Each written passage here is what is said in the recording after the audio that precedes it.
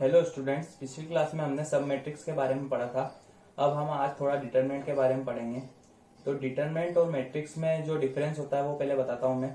Matrix में तो क्या होता है, सिर्फ एलिमेंट्स या नंबर्स का अरेंजमेंट होता है, लेकिन डिटरमिनेंट कोई एक वैल्यू निकल के आती है हर मैट्रिक्स के साथ। हर मैट्रिक्स का मतलब पहली बात तो मैट्रिक्स जो होनी चाहिए वो स्क्वायर होनी चाहिए, तभी डिटरमिनेंट पॉसिबल होगा। तो जितनी भी स्क्वायर मैट्रिक्स है उनके साथ हम एक नंबर जो है असाइन कर सकते हैं, वही डिटरमिनेंट की वैल्यू होती है। उसको कैसे निकालते हैं उसके बारे में देखते हैं अपन। Determinant of square matrix. तो सबसे पहली बात ये क्लियर होनी चाहिए कि डिटरमिनेंट अगर निकाल रहे हैं तो वो मैट्रिक्स कैसी होनी चाहिए, स्क्वायर होनी चाहिए। सबसे पहले 1x1 की मैट्रिक्स देखते हैं अपन। तो 1x1 में सिर्फ एक ही एलिमेंट होगा, क्योंकि रो भी एक ही है और कॉलम भी एक ही है। तो अगर मैंने इसको लिख रखा है ब्रैकेट्स में, जैसे मैं अगर ये वाला जो है ब्रैकेट्स यूज कर रहा हूँ और इसके अंदर एलिमेंट लिखना, चाहे वो 1x1 की हो चाहे 2x2 की हो, तो इसका मतलब होता है मैट्रिक्स। और अगर मैं सिर्फ मॉड यूज कर रहा हूँ और उसके अंदर एलिमेंट लिख रहा हूँ, इसका मतलब है डिटरमिनेंट है, इसकी वैल्यू निकलेगी। और डिटरमिनेंट की वैल्यू को अपन ऐसे भी यूज कर, मतलब ऐसे भी रिप्रेजेंट करते हैं। डिटरमिनेंट है, इसको पढ़ते क्या है, डिटरमिनेंट है, मोड के अंदर ए लिख दिया अपन ने, ठीक है ना। और इसकी वैल्यू क्या आएगी, 1x1 की जो एलिमेंट लिखा है वही। ये 1x1 के लिए डिफाइन है, जो एलिमेंट होगा वही उसकी डिटरमिनेंट की वैल्यू होगी। अपन 2x2 की देखते हैं अपन। तो एक मैट्रिक्स ले ली वापस से मैंने, 2 रो और 2 column, A B C D. या फिर अपन इसको ऐसे भी लिख सकते हैं, डिटरमिनेंट निकालने के लिए तो मैं ऐसे लिखूंगा इसको। इसका मतलब क्या होता है, इसको पढ़ता है डिटरमिनेंट है इज इक्वल टू, इसका डिटरमिनेंट कैसे डिफाइन होता है, product of diagonal element minus product of diagonal elements, ठीक है ना। तो a इंटू डी करूंगा मैं सबसे पहले, फिर उसमें से माइनस कर दूंगा b इंटू सी। तो ये 2x2 का डिटरमिनेंट होता है। इसको अगर ऐसे लिखा हुआ है a is equal to A B C D, तो अभी यहाँ पे देखेंगे इसमें और इसमें क्या डिफरेंस है। इसमें ये डिफरेंस है कि यहाँ पे जो है ब्रैकेट यूज किया उसके अंदर एलिमेंट लिखे, यहाँ पे मोड यूज किया उसके अंदर एलिमेंट लिखे, मतलब ये खुद ही डिटरमिनेंट को रिप्रेजेंट कर रहा है। तो इसको अपन डायरेक्ट लिख सकते हैं a into D minus B into C. अब हायर ऑर्डर डिटरमिनेंट निकालने के लिए हमको पहले माइनर और कोफैक्टर के बारे में देखना पड़ेगा। तो सबसे पहले माइनर और कोफैक्टर के बारे में पढ़ते हैं थोड़ा सा।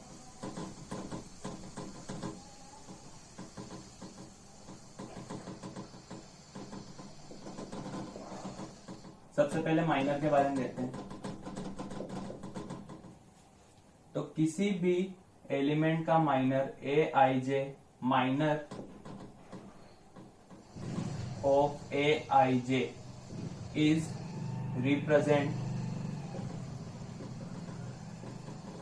Represented by M I J. इसका क्या मतलब है, जैसे मेरे को A21 का माइनर निकालना है तो उसको मैं क्या नाम दूंगा, M21। अब निकालते कैसे हैं वो भी देख लेते हैं। जैसे A एक मैट्रिक्स है, A B C D E F G H I। अब मेरे को निकालना है M21। M21 का मतलब माइनर ऑफ सेकंड रो का एलिमेंट एंड फर्स्ट कॉलम का एलिमेंट M21। इस D का मेरे को माइनर निकालना है। तो माइनर कैसे निकालेंगे, ये एलिमेंट जिस रो में है उसको डिलीट करो और ये एलिमेंट जिस कॉलम में है उसको डिलीट करो और बाकी के जितने भी एलिमेंट्स बचेंगे उनसे जो डिटरमिनेंट बन रहा है उसकी वैल्यू इसकी माइनर का आंसर होगी। तो ये जो डिटरमिनेंट बन रहा है 2x2 का बनेगा, बी सी एच आई। ये 2x2 का डिटरमिनेंट बनेगा। तो इसकी वैल्यू कैसे निकालेंगे, अभी अपन ने देखी थी, b इंटू आई माइनस सी इंटू एच। तो ये आ गया M21। एक और देखते हैं अपन, M32 का मतलब third row second column H, इसका मेरे को माइनर निकालना है। तो इसका माइनर कैसे निकालूंगा,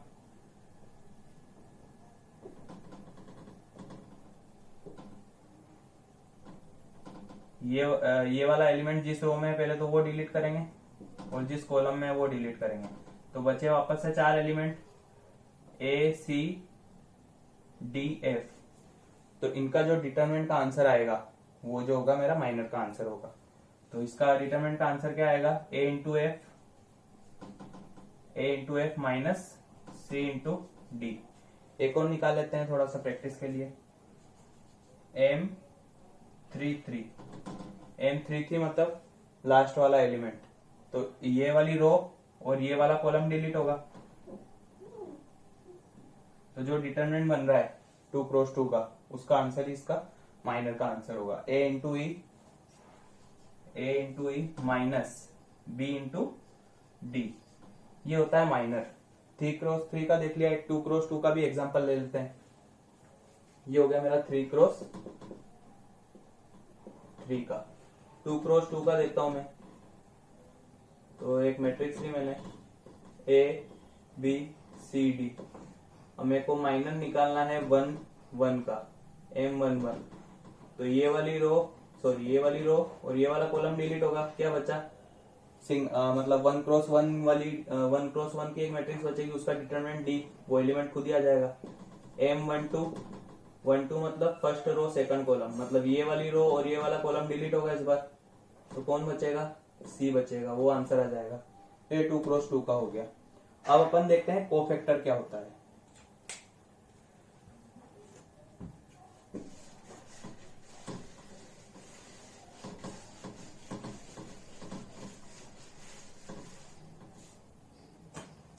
सेकंड है मेरे पास कोफैक्टर। कोफैक्टर क्या होता है, cofactor of any row, cofactor of any element Aij is represented by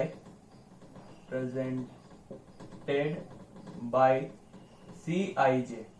जैसे Mij होता है वैसे ही Cij होता है। जैसे अगर मैं बोलूं कि मेरे को A32 एलिमेंट का कोफैक्टर चाहिए, तो उसका नाम क्या होगा, C32।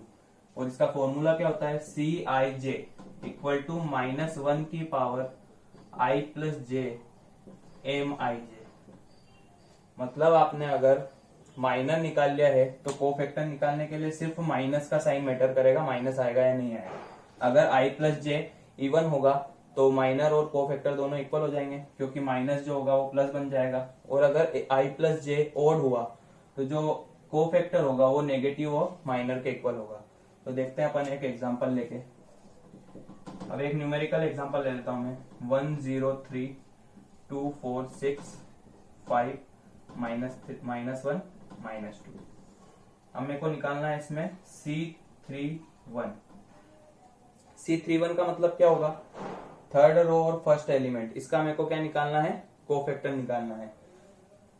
तो सबसे पहले -1 की power I plus J 3 + 1 into Mij अभी निकालना सीखा है मैंने। ये वाला कॉलम और ये वाली रो दोनों डिलीट हो जाएगी। क्या बचेगा, 0 × 6 0 -4 × 3 12, दैट इज माइनस का 12।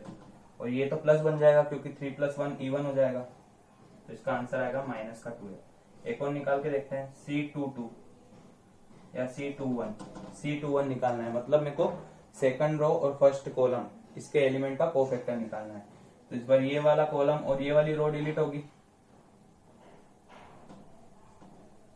सबसे पहले मैं -1 की पावर 2 + 1। अब इसके बाद जो एलिमेंट्स बचे 4 एलिमेंट्स, उनके डिटरमिनेंट का आंसर निकालूंगा, क्योंकि वही मेरा माइनर का आंसर होगा। 0 × -2 0 -1 × 3 दैट इज +3। लेकिन आगे एक माइनस आएगा क्योंकि इसकी पावर जो इस बार ओड है, तो इसका आंसर आएगा माइनस।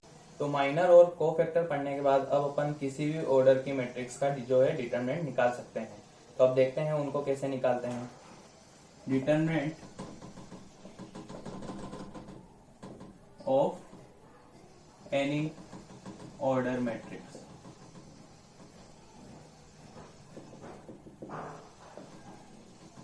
वो कंडीशन तो है कि मैट्रिक्स जो है स्क्वायर होगी। तो इसको कैसे डिफाइन किया हुआ है, डिटरमिनेंट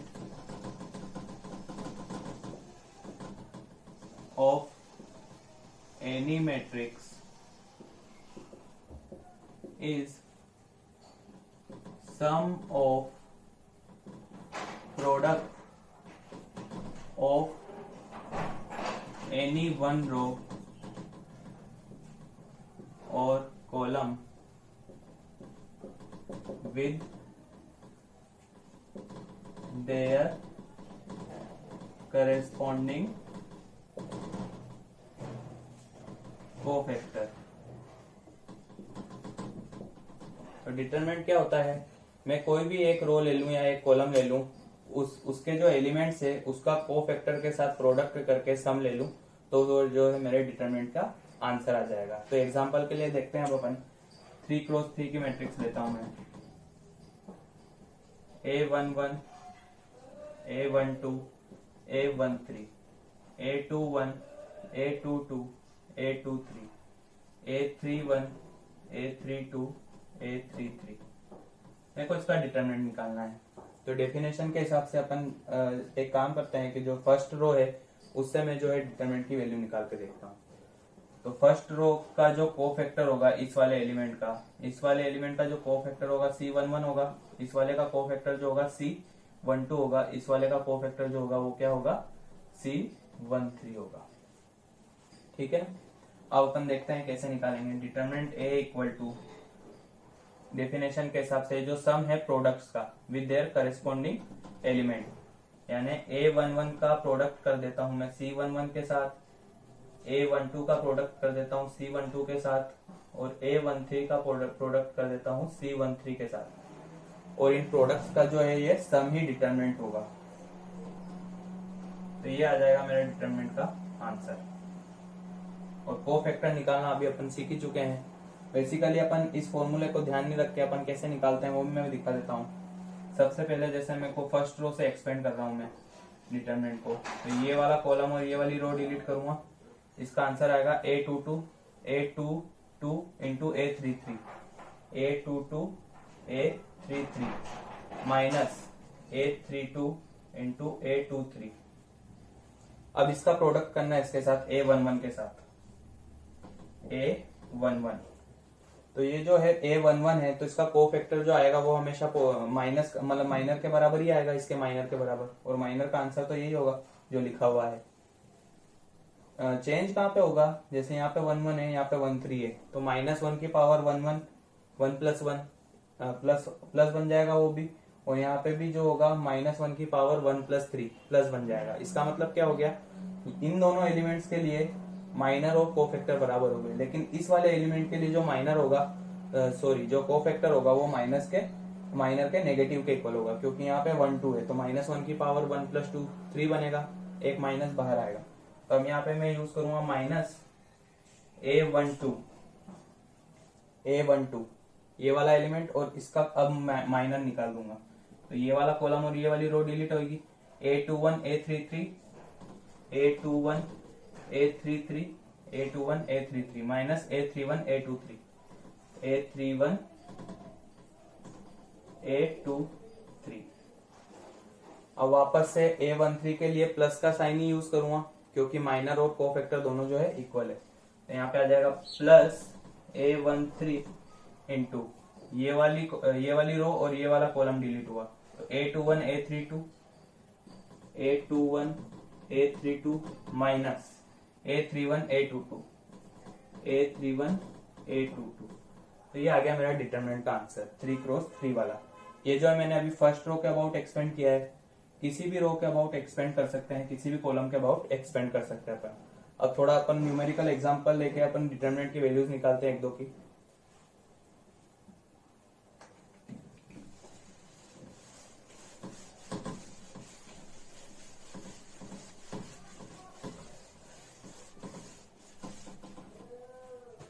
तो जैसे एग्जांपल लेता हूं मैं, या फिर अब डिटरमिनेंट का ही साइन यूज करते हैं।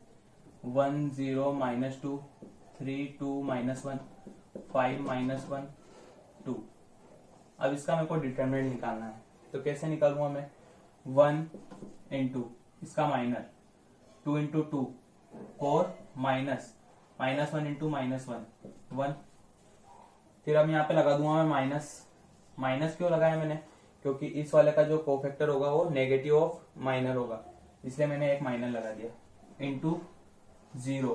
फिर अंदर ब्रैकेट में कुछ भी आए निकालने की जरूरत नहीं है, क्योंकि वो अल्टीमेटली 0 ही होने वाला है, क्योंकि 0 लिखा हुआ है यहाँ पे। फिर आएगा प्लस -2 इंटू ये वाला कॉलम और ये वाली रो डिलीट होगी, 3 इंटू -1 -3 माइनस 5 इंटू 2 10। तो ये जो हो गया मेरे डिटरमिनेंट का आंसर हो गया। ए इक्वल बोल देते हैं इसको, ए इज इक्वल टू, तो क्या आएगा यहाँ पे 4 - 1 3, फिर ये तो 0 हो ही जाएगा। फिर आएगा -2 इंटू -13 दैट इज प्लस का 26 इज इक्वल टू 29। तो ये हो गया अपना डिटरमिनेंट निकालना। अब अपन देखते हैं इसको कि किसी और रो या फिर किसी और कॉलम के अबाउट कैसे एक्सपेंड कर सकते हैं। आंसर हमेशा सेम ही आता है, किसी भी रो के अबाउट एक्सपेंड करो या किसी भी कॉलम के अबाउट एक्सपेंड करो। तो सिंपल सा मेथड ये है, यहाँ पे होगा प्लस, तो इसके पास में होगा माइनस, इसके पास में होगा माइनस, यहाँ पे फिर वापस से प्लस आ जाएगा, फिर यहाँ पे प्लस आ जाएगा, फिर यहाँ पे माइनस आ जाएगा, फिर यहाँ पे प्लस आएगा, यहाँ पे माइनस, यहाँ पे प्लस। अब यही साइन आप जो है यहाँ पे प्लेस कर सकते हो। जैसे मैंने इस अभी फर्स्ट रो के अबाउट एक्सपेंड किया, तो मैंने 1 के आगे प्लस का साइन यूज किया है, 0 के आगे माइनस का साइन यूज किया है, और -2 के आगे जो है प्लस का साइन यूज किया है। ठीक है ना। ये कैसे आया, जैसे यहाँ पे 1 1 है, तो यहाँ पे -1 की पावर क्या बनेगा, 1 + 1 इवन बन जाएगा, तो वो माइनस गायब हो जाएगा, इसलिए प्लस आ गया। ऐसे ही यहाँ पे क्या होगा, ये वाला एलिमेंट होगा 2 1, इसका नाम होगा 2 1, A21। तो अगर मैं देखूंगा -1 की पावर 2 + 1 3 बनेगा, दैट इज नेगेटिव, तो यहाँ पे नेगेटिव यूज किया मैंने। ऐसे ही हर प्लस के बाद एक माइनस होगा, कोई भी दो प्लस प्लस पास में नहीं होंगे, कोई भी दो माइनस पास में नहीं होगा। अब मैं इसको देखता हूँ कि मैं सेकंड रो के अबाउट एक्सपेंड करता हूँ। तो सेकंड रो के अबाउट एक्सपेंड करते देखते हैं। तो 3 के आगे क्या आएगा, अभी इसके ऊपर लिखा हुआ माइनस, तो माइनस आएगा -3, फिर इसका माइनर, ये वाला कॉलम और ये वाली रो डिलीट होगी, तो 0 into 2 0 minus -1 into -2 that is 2। फिर आगे सेकंड 2 है, तो 2 के ऊपर क्या है प्लस, तो यहाँ पे प्लस यूज करूंगा मैं, और इसका माइनर, 2 का माइनर क्या होगा 1 इंटू 2 माइनस 5 इंटू -2 5 इंटू -2। फिर जो आगे है एलिमेंट -1 है, उसके आगे क्या यूज करना, माइनस -1, और इसका माइनर क्या होगा 1 इंटू -1 माइनस 5 इंटू 0। अब इसको कैलकुलेट करते हैं, तो -3 इंटू -2 6, फिर यहाँ पे आएगा 5 इंटू -2 -10 प्लस 10 12 इंटू 2 24, और यहाँ पे क्या आएगा माइनस माइनस प्लस इंटू -1 तो इसकी वैल्यू देख सकते हैं अपन, इसकी भी जो वैल्यू 29 के इक्वल आ रही है। इसका मतलब क्या हो गया, डिटरमिनेंट को किसी भी रो और किसी भी कॉलम के अबाउट एक्सपेंड करें, जो वैल्यू आएगी हमेशा सेम ही आएगी। अपन एक कॉलम के अबाउट भी एक्सपेंड करके देख लेते हैं। अब अपन ए इज इक्वल टू, अब मैं क्या करता हूँ, फर्स्ट वाले कॉलम के अबाउट एक्सपेंड करके देख लेता हूँ।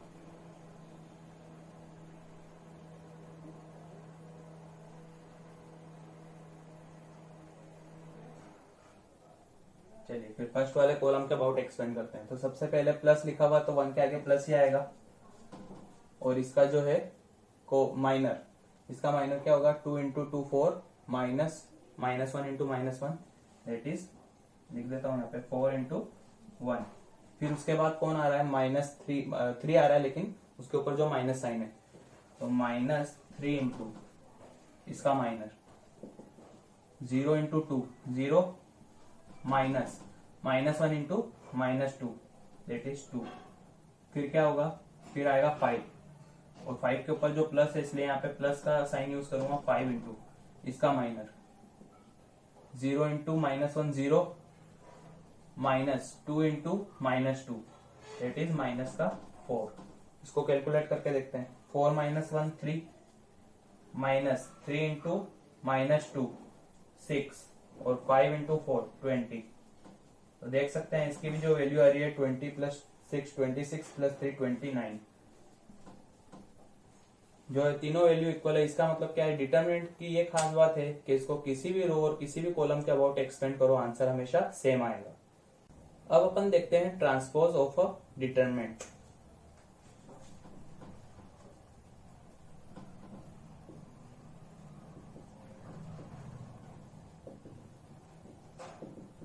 तो ट्रांसपोज करना जो हम मैट्रिक्स में सीख चुके हैं, मैट्रिक्स में ट्रांसपोज, अगर किसी मैट्रिक्स का ट्रांसपोज करना तो उसके लिए क्या करते हैं हम, जो रो होती है उसको कॉलम बना देते हैं और जो कॉलम होगा उसको ऑटोमेटिक वो रो बन ही जाएगा। तो यहाँ पे भी वैसे ही करते हैं। जैसे एक डिटरमिनेंट है मेरे पास A B C D E F G H I.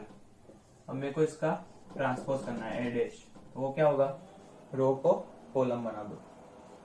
A B C first row जो फर्स्ट कॉलम बन गई, सेकंड रो को सेकंड कॉलम बना दो, डी ई एफ और थर्ड रो को थर्ड कॉलम, जी एच आई। यहाँ पे थोड़ी सी खास बात ये भी होती है कि जो इसका डिटरमिनेंट आएगा, मतलब ये इसका डिटरमिनेंट, लेट अज्यूम इसका डिटरमिनेंट निकल, मैंने पूरा न्यूमेरिकल कैलकुलेट किया, उसका 5 आया, और इसका भी डिटरमिनेंट कैलकुलेट करूंगा तो इसका भी 5 ही आएगा। मतलब determinant of A is equal to determinant of A dash. ये यहाँ पे खास बात है। अब अपन देखते हैं प्रॉपर्टीज ऑफ डिटरमिनेंट।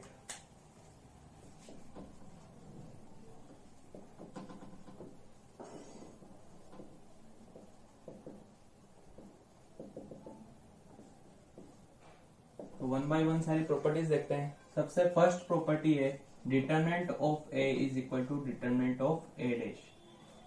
मतलब अगर एक डिटरमिनेंट की वैल्यू निकाल रहे हैं, किसी ए डिटरमिनेंट की वैल्यू निकाल रहे हैं और उसके ट्रांसपोज करके वैल्यू निकाल रहे हैं, तो वो दोनों वैल्यू जो कैसे आने वाली है, सेम आने वाली है। ये अभी अपन ने जब ट्रांसपोज देखा था तब भी देखा था।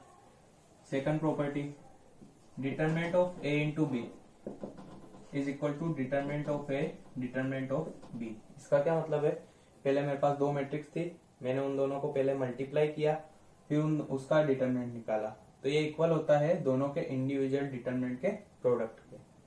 थर्ड प्रॉपर्टी,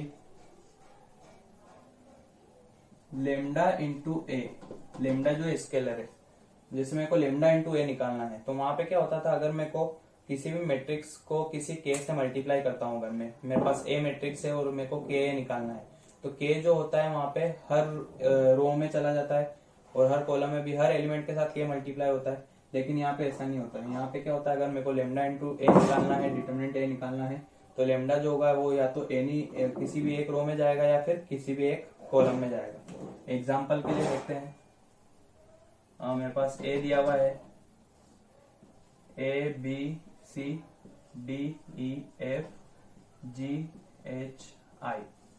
मेरे को निकालना है लेमडा है, तो लेमडा ए कैसे आएगा, लेमडा को मैं किसी भी एक रो में भेज सकता हूँ या फिर किसी भी कॉलम में भेज सकता हूँ। तो मैं फर्स्ट रो में भेज देता हूँ lambda A, lambda B, lambda C, lambda D, sorry यहाँ पे लेमडा आएगा नहीं, डी ई एफ, बाकी सब एलिमेंट एज इट इज रहेंगे, जी एच आई। इसका उल्टा भी ट्रू है, अगर कहीं पे ऐसा लिखा हुआ है किसी भी एक रो या किसी भी एक कॉलम में कोई एक कॉमन चीज नजर आ रही तो उसको अपन कॉमन ले सकते हैं, यहाँ से लेमडा कॉमन आ सकता है। दोनों में क्या रिलेशन होगा, इसको अगर मैं बोल देता हूं E, तो E is equal to lambda times of A होगा, determinant E is equal to lambda times of determinant A होगा। नेक्स्ट प्रॉपर्टी देखते हैं 4, लेमडा ए का डिटरमिनेंट। पहले वाली में और इसमें क्या डिफरेंस है वो बता देता हूँ। वहां पे जो है लेमडा बाहर है और किसी भी एक डिटरमिनेंट की वैल्यू निकाली हुई मैंने, डिटरमिनेंट है वो ऐसा था और उससे फिर मैंने लेमडा को मल्टीप्लाई किया था। यहाँ पे ऐसा नहीं है, यहाँ पे जो है लेमडा अंदर मैट्रिक्स में मल्टीप्लाई, तो मैट्रिक्स में अगर मल्टीप्लाई है, लेट अज्यूम ए था, A B C D E F G H I, तो अगर मेरे को लेमडा ए निकालना होता तो मैं क्या करता हूँ, लेमडा हर एलिमेंट्स के साथ मल्टीप्लाई कर देता हूँ, लेमडा ए, लेमडा बी, क्योंकि ये तो मैट्रिक्स में कर रहा हूँ मैं, lambda C, lambda D, lambda E, lambda F, lambda G, lambda H, lambda I. अब मेरे को जो इसका डिटरमिनेंट निकालना है, लेमडा ए का डिटरमिनेंट निकालना है, lambda A, lambda B, lambda C, lambda D, lambda E, lambda F, lambda G, lambda H, lambda I. तो अब इसमें क्या होता है, डिटरमिनेंट में तो अगर किसी भी एक रो में मल्टीप्लाई है तो बाहर आ जाता है, वो कॉमन आ जाता है। तो फर्स्ट रो में से अगर मैं लेमडा कॉमन लूंगा, यहाँ पे लेमडा आएगा बाहर, यहाँ पे एबीसी बचेगा वापस से, और इसमें से भी लेमडा ऐसे ही कॉमन ले सकता हूँ, तो लेमडा स्क्वायर हो जाएगा। और थर्ड वाली रो में से लूंगा तो लेमडा क्यूब हो जाएगा। तो A B C D E F G H I, और इसको वापस से बोल सकते हैं डिटरमिनेंट ए। तो लेमडा ए का जो डिटरमिनेंट होता है वो होता है लेमडा डिटरमिनेंट, लेमडा की पावर 3, लेमडा की पावर एन यूज कर लेते हैं अपन, lambda power N determinant A. N क्यों यूज किया मैंने, क्योंकि अभी तो मैंने यहाँ पे 3x3 के लिए, अगर मैं 4x4 की लूंगा तो लेमडा की पावर 4 आएगा, 5x5 की लूंगा तो लेमडा की पावर 5 आएगा, और अगर मैं ऐसे ही n×n की लूंगा तो लेमडा की पावर n आएगा, इसलिए मैंने जनरल में n यूज किया है। नेक्स्ट प्रॉपर्टी देखते हैं। फिर अगर डिटरमिनेंट की कोई भी दो रो या फिर कोई भी दो कॉलम अगर सेम हो या फिर प्रोपोर्शन में हो तो उस डिटरमिनेंट की वैल्यू जो है 0 आती है। जैसे इफ एनी टू रो और column of a determinant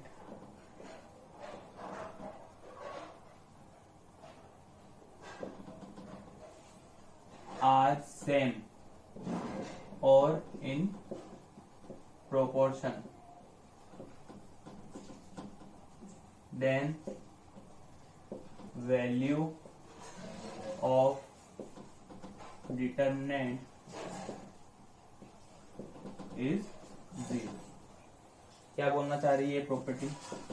late assume मेरे पास ए है, A B C, A B C D E F, तो इसकी जो डिटरमिनेंट की वैल्यू आएगी वो 0 आएगी।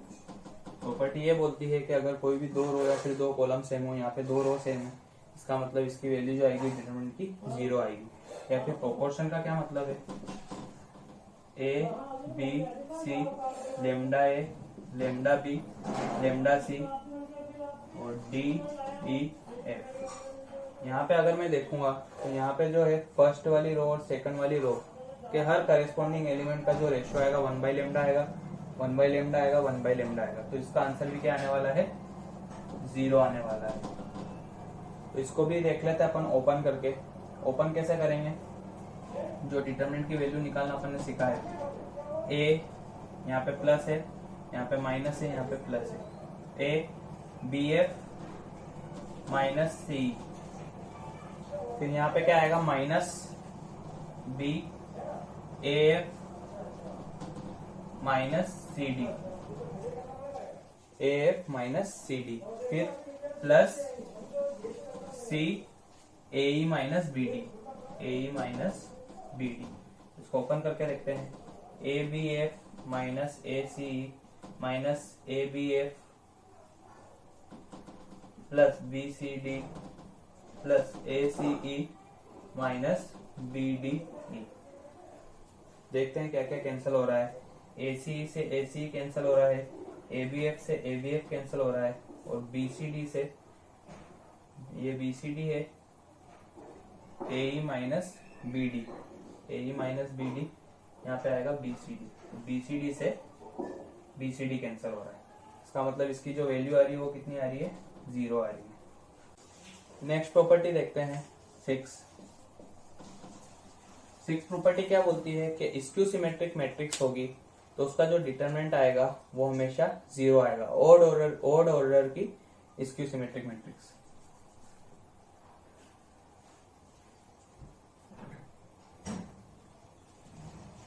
नेक्स्ट प्रॉपर्टी देखते हैं, 6 प्रॉपर्टी।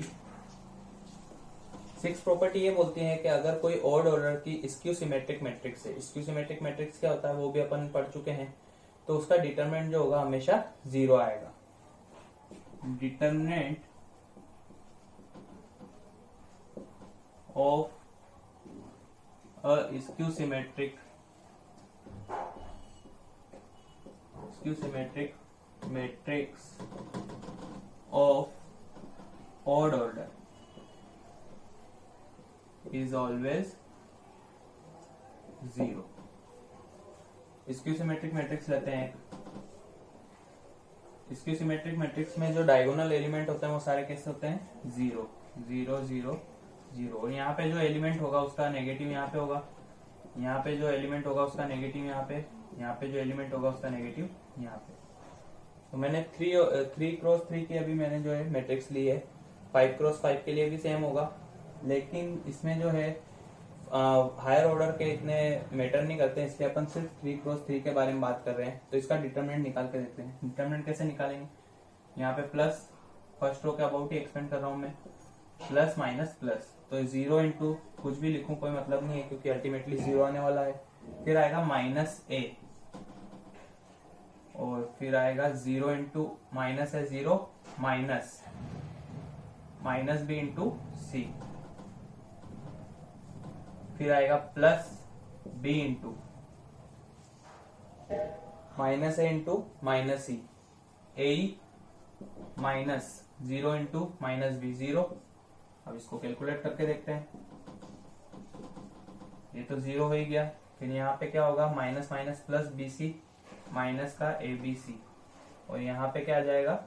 यहाँ पे सॉरी ई नहीं है, सी है,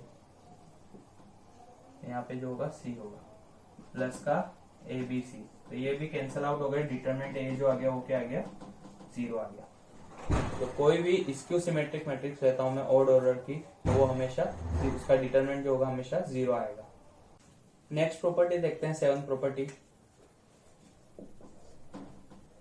अगर एक डिटरमिनेंट के किसी भी रो में या फिर किसी भी कॉलम में सारे एलिमेंट्स 0 हो तो उसकी वैल्यू हमेशा 0 आएगी। If all elements of a determinant, if all elements of a row or column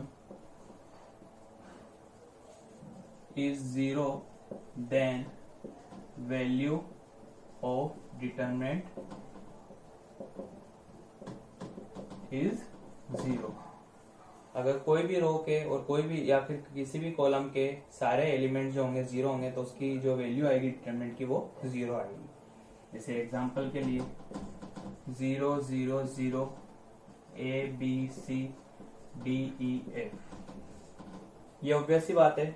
मान लो कि मैंने इसी रो के अबाउट एक्सपेंड कर दिया, क्योंकि डिटरमिनेंट को तो मैं किसी भी रो के अबाउट एक्सपेंड कर सकता हूँ, तो मैं फर्स्ट वाली रो के अबाउट ही एक्सपेंड कर रहा हूँ। तो इसको जब भी मैं कोफैक्टर से मल्टीप्लाई करूंगा 0 ही आने वाला है, ये भी 0 आएगा, ये भी 0 आएगा, इसलिए इसकी जो वैल्यू आएगी हमेशा क्या आएगी? 0। मान लो कि फर्स्ट कॉलम जो होता है उसमें सारे 0 होते हैं। एग्जाम्पल के लिए अभी मैं फर्स्ट कॉलम में 0 रख रहा हूँ, ए, यहाँ पे A B C D E F. तो फर्स्ट कॉलम के सारे एलिमेंट जो है 0 है, तो मैं मान लो कि अभी फर्स्ट कॉलम के अबाउट ही एक्सपेंड कर रहा हूँ, क्योंकि ये तो मेरे हाथ में, मैं किसी भी रो या किसी भी कॉलम के अबाउट एक्सपेंड कर सकता हूँ, वैल्यू हमेशा सेम आती है।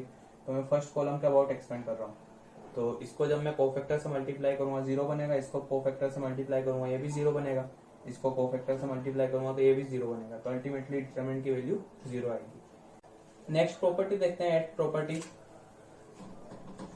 एट प्रॉपर्टी ये बोलते हैं कि अगर डिटरमिनेंट में कोई भी रो या फिर कोई भी कॉलम में एलिमेंट जो है 2 एलिमेंट्स के सम के फॉर्म में लिखा हुआ है, तो डिटरमिनेंट को भी अपन 2 डिटरमिनेंट के सम के फॉर्म में लिख सकते हैं।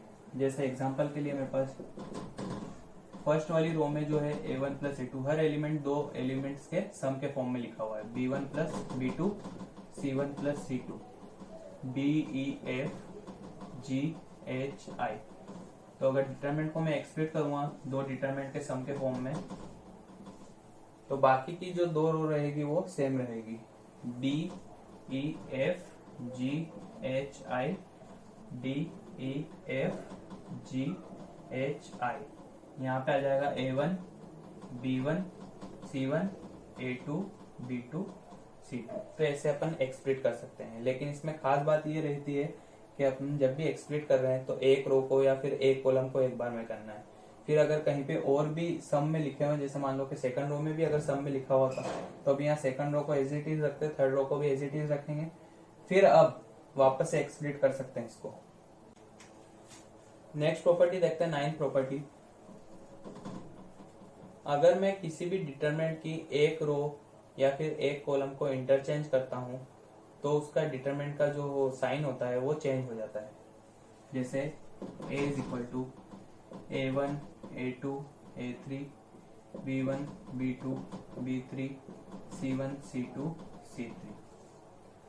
लेट अज्यूम मैंने इन फर्स्ट रो और सेकंड रो दोनों को इंटरचेंज कर दिया, उसको b नाम दे देता हूं। तो b1 b2 b3, जो ये वाली रो है ये ऊपर आ गई और वो वाली रो जो है नीचे आ जाएगी, c1 c2 c3। तो जो डिटरमिनेंट की वैल्यू है वो माइनस से चेंज हो जाएगी। अगर मान लो कि डिटरमिनेंट a जो आ रहा था वो 5 आ रहा था, तो अब डिटरमिनेंट b जो आएगा वो -5 आएगा। अगर मैं ऐसे ही 2 बार चेंज करता हूँ, जैसे अभी मैंने यहाँ पे सिर्फ एक चेंज किया, a1 को यहाँ पे लाया तो ऑटोमेटिक b1 तो वहां पे चला गया, तो इसको एक चेंज गिन रहे अपन। अगर मैं ऐसे ही 2 चेंज कर रहा हूँ, a1 को यहाँ a1 वाली रो को यहाँ पे ला रहा हूँ, b1 वाली रो को यहाँ पे ले रहा हूँ, तो ये एक चेंज हुआ। फिर वापस से a1 वाली रो यहाँ पे उसको c1 के साथ इंटरचेंज कर रहा हूँ, इस वाली रो को यहाँ पे ला रहा हूँ, तो वो 2 चेंज हो गए। तो 2 चेंज करेंगे तो वापस से जो है साइन जो होगा वापस से वही आ जाएगा। अगर 5 है तो वापस से डिटरमिनेंट की वैल्यू 5 आएगी। तो सीधा सा फंडा ये है कि अगर मैं ओड चेंज कर रहा हूँ, ओड यानी 1 चेंज करा मैंने, 3 चेंज करे, 5 चेंज करे, तो डिटरमिनेंट की वैल्यू जो है नेगेटिव से चेंज होगी। और अगर मैं इवन चेंजेस कर रहा हूँ तो डिटरमिनेंट की वैल्यू जो है सेम रहेगी। ऐसे ही अगर मैं कॉलम को इंटरचेंज करूँ तो भी वही कहानी। जैसे मान लो कि मैंने इस वाले कॉलम को यहाँ पे लिया है, इस वाले कॉलम को यहाँ पे लिया है, तो ये एक ही चेंज हुआ अभी, क्योंकि ये वाला कॉलम अगर यहाँ पे आ रहा है तो इसको यहाँ पे जाना ही पड़ेगा, क्योंकि और कोई जगह खाली नहीं है। तो इसमें भी जो है डिटरमिनेंट की वैल्यू नेगेटिव के साइन से चेंज होगी। और इसमें ही अगर मैं 2 चेंज कर रहा हूँ, इस वाले कॉलम को यहाँ पे लाया, ये वाला कॉलम यहाँ पे आया, फिर इस वाले कॉलम को यहाँ पे आया, तो ये वाला कॉलम यहाँ पे आ जाएगा। 2 चेंज हो गए तो डिटरमिनेंट की वैल्यू जो है वापस से सेम आ जाएगी। नेक्स्ट प्रॉपर्टी देखते हैं, 10th प्रॉपर्टी। सबसे ज्यादा यूज में जो है 10th प्रॉपर्टी आती है, इसलिए थोड़ा सा ध्यान से देखेंगे इसको।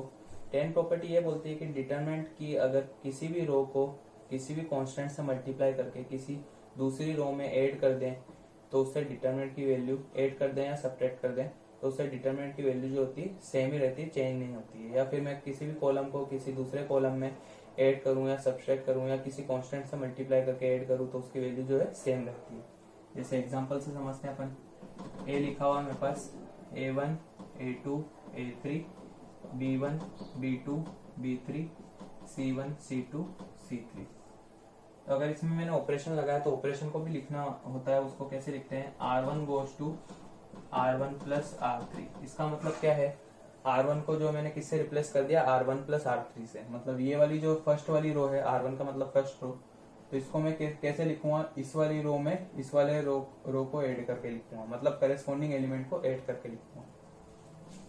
a1 plus c1 a2 plus c2 a3 plus c3। बाकी जो 2 रो है वो सेम रहेगी, b1 b2 b3 c1 c2 c3। तो इससे जो डिटरमिनेंट की वैल्यू चेंज नहीं होती है। जैसे अगर अपन देखते हैं, अभी मैंने यहाँ पे डायरेक्ट ऐड किया था, अगर मैं इसी में r1 goes to r1 plus 3r2 कर दूं तो भी डिटरमिनेंट की वैल्यू सेम नहीं होगी। किसी भी कांस्टेंट से मल्टीप्लाई करके ऐड कर सकते हैं किसी दूसरी रो को किसी भी रो में। तो यहाँ पे जो आएगा उसका आंसर क्या आएगा, फर्स्ट वाली रो में जो है 3 टाइम्स ऑफ r2 ऐड कर रहा हूँ, मतलब मैं a1 प्लस 3b1 आएगा, फिर a2 प्लस 3b2 आएगा, फिर a3 प्लस 3b3 आएगा, 3b3। बाकी जो 2 रो रहेगी वो सेम रहेगी, b1 b2 b3 c1 c2 c3। तो किसी भी रो या फिर किसी भी कॉलम को भी दूसरे कॉलम में ऐड कर सकते हैं, किसी कांस्टेंट से मल्टीप्लाई करके सब्ट्रैक्ट कर सकते हैं, तो उससे डिटरमिनेंट की वैल्यू चेंज नहीं होती। जैसे अभी मैंने रो का देख लिया एक एग्जांपल, एक अपन कॉलम का भी देख लेते हैं। c1 goes to c1 minus 2c2। तो इसका आंसर क्या आएगा, यहीं पे लगा रहा हूं मैं ऑपरेशन, जो इसी में लगा रहा हूँ। ये वाला ऑपरेशन अभी लगाया हुआ नहीं है, ये तो मैंने एग्जांपल के लिए लिया था। तो c1 जो कॉलम है उसको c2 में से c2 के एलिमेंट्स को 2 टाइम्स मल्टीप्लाई करके माइनस करना है। तो a1 में क्या आ जाएगा, a1 माइनस 2a2, फिर यहाँ पे आ जाएगा b1 माइनस 2b2, ऐसे यहाँ पे आ जाएगा c1 माइनस 2c2। बाकी के 2 कॉलम जो होंगे सेम रहेंगे, a2 b2 c2 a3 b3 तो ऐसे ऑपरेशन लगा सकते हैं, इससे जो है डिटरमिनेंट की वैल्यू जो है चेंज नहीं। प्रॉपर्टी देखते हैं 11th प्रॉपर्टी, लास्ट प्रॉपर्टी ये प्रॉपर्टी बोलती है कि अगर मैं किसी भी रो के एलिमेंट्स को किसी दूसरी रो के कोफैक्टर के साथ मल्टीप्लाई करके सम करूंगा तो उसका आंसर जो होगा 0 आएगा। जैसे अगर मैं डिटरमिनेंट की जो डेफिनेशन है वो अगर देखूं कि डिटरमिनेंट होता क्या है, तो डिटरमिनेंट क्या होता है, किसी भी रो के उसके कोफैक्टर के साथ प्रोडक्ट का सम होता है। लेकिन यहाँ पे बोल रहा है कि अगर किसी भी रो के एलिमेंट्स को किसी दूसरी रो के कोफैक्टर के साथ अगर ऐड कर रहे हैं, मल्टीप्लाई करके सम कर रहे हैं, तो उसका आंसर जो होगा 0 आएगा। जैसे एग्जांपल के लिए लेते हैं अपन A11, A12, A13, A21, A22, A23, A31, A32, A33। तो अगर मैं A11 C21 निकालूंगा plus A12 C22 plus A13 C23, इसमें मैंने क्या किया है, ये वाली रो के इस वाले कोफैक्टर को इस वाले एलिमेंट के कोफैक्टर के साथ मल्टीप्लाई किया। जैसे A11 और इसका कोफैक्टर C21 होगा तो उसके साथ मल्टीप्लाई किया। फिर इस वाले एलिमेंट को A12 को इस वाले एलिमेंट्स के कोफैक्टर के साथ मल्टीप्लाई किया। इस वाले एलिमेंट को इस वाले कोफैक्टर के साथ इस वाले एलिमेंट के कोफैक्टर के साथ मल्टीप्लाई किया। तो जब भी मैं इसका सम करूंगा तो ये हमेशा 0 आएगा।